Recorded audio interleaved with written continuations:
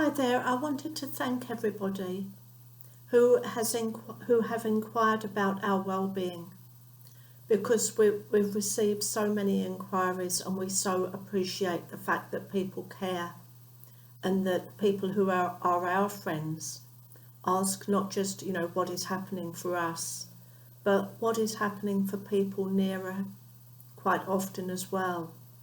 And we're very, very touched by David and myself by this caring that we feel very well cared about, but also of course we know people are interested. So I'm going to try and share just a little bit of what has been going on. And since I last made a little video, which was probably about 28 hours ago, so much has changed because we now have an active eruption. But if we imagine that eruption was a person, and that person was trying to choose somewhere to put this where it would cause the least amount of interference, I don't think a better choice could have been made, because the eruption is happening in an enclosed valley. And that means, of course, that the lava flow is contained, and there is actually a mountain between Grindavik, the nearest town, and the eruption itself. And you can't really have much better protection against a lava flow than that. Of course, we have to wait and see how it unfolds. It has got a little, grown in size somewhat. The fissure is longer than it was, but it is still a very small eruption in a place where, although it isn't many kilometres from Grindavik and some other towns, it is actually very isolated. And today, everybody is interested. Today, people have been walking to get a closer look, because mountain walking is the only way. I suppose you could ride on horseback, but other than that, you cannot drive up to the site itself because there isn't a road. So some people have been parking in a place near closest to Svartsengi power station, which is at the edge of Grindavik, really. It's not in the town, and then walking from there, because that is the nearest place from which people can walk. And some people walked to get a closer view. Other people sort of walked part way and turned back, because the weather conditions were not exactly conducive for mountain walking. It was about 2 degrees, raining and sleeting, so not very pleasant. And many people were dressed really well, and others were not dressed really well.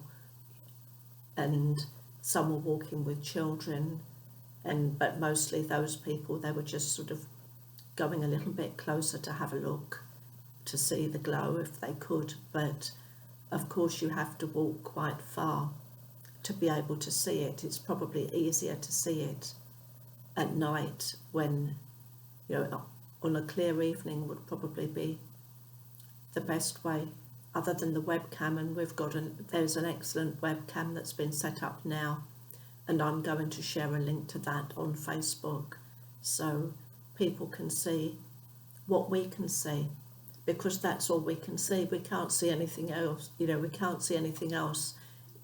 Yes, of course, it is spectacular. It's wonderfully spectacular. But when people ask what we can see exactly the same as we could see before it started, because with it being in a valley, that's the way it is. But that valley does give excellent protection, so I'm very glad, really, in a way, that's how it is. And even the wind direction is favourable. So, we can't ask for more than that.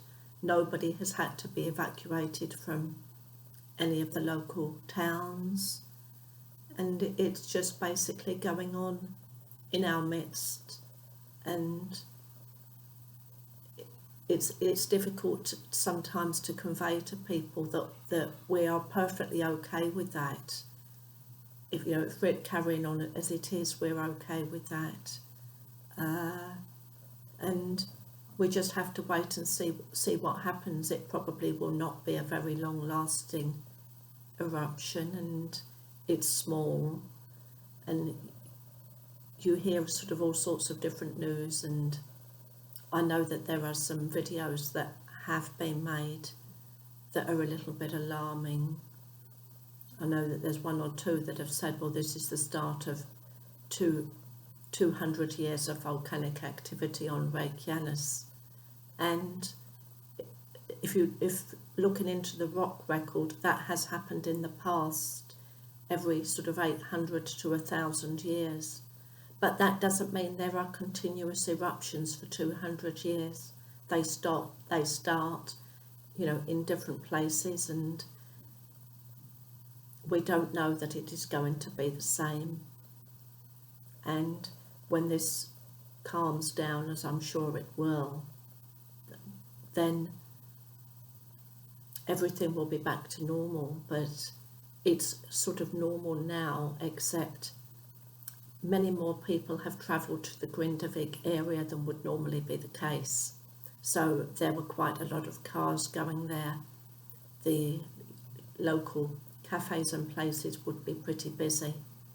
And so there are differences, but we don't notice it in our everyday lives, and we're very safe. And although the experts were caught on the hop when it actually started, because they really had felt that after 4 or 5 days, that we were in a calming down phase. And although they said, we can't be that confident, it really did seem as though that was likely to be the case, and they just needed, a few more days of calmness or increasing calmness to be able to say that.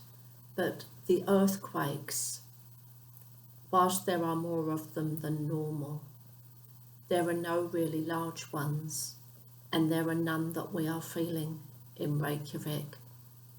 And for the local people, the earthquake level would be, as far as they perceive it, would be normal, because many of those that are being picked up with measurements are very, very small, too small to feel, even if they're in your local area. So I just wanted really to thank everybody and to explain how it is, and give my typing fingers a little bit of a rest at the same time. So lovely to talk to you.